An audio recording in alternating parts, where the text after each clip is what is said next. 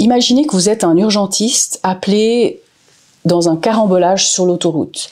Il y a énormément de voitures très endommagées, des personnes coincées à l'intérieur, des blessés, des morts, et vous avez des ambulances qui commencent à arriver, mais beaucoup trop de victimes pour toutes les envoyer simultanément à l'hôpital. Comment allez-vous faire?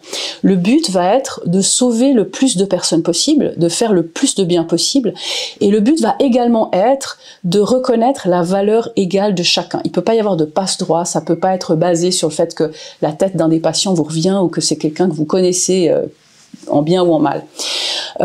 Ça, c'est le principe du tri des patients. Il va être fondé donc pour respecter à la fois ce principe de faire le plus de bien possible et le principe de respecter la valeur égale de chacun sur un critère central qui est le pronostic à court terme. À quel point est-ce que mon action va changer la donne pour ce patient?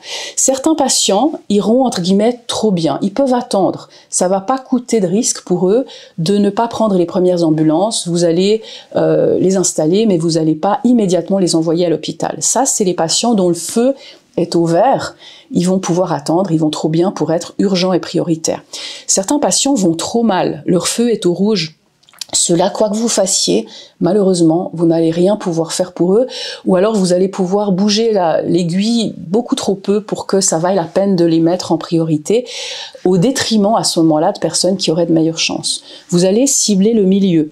Vous allez prendre des patients dont le feu est à l'orange, le feu qui peut soit virer au vert, soit virer au rouge, ceux qui vont aller mal si vous les soignez pas tout de suite, mais qui peuvent aller bien si vous le faites.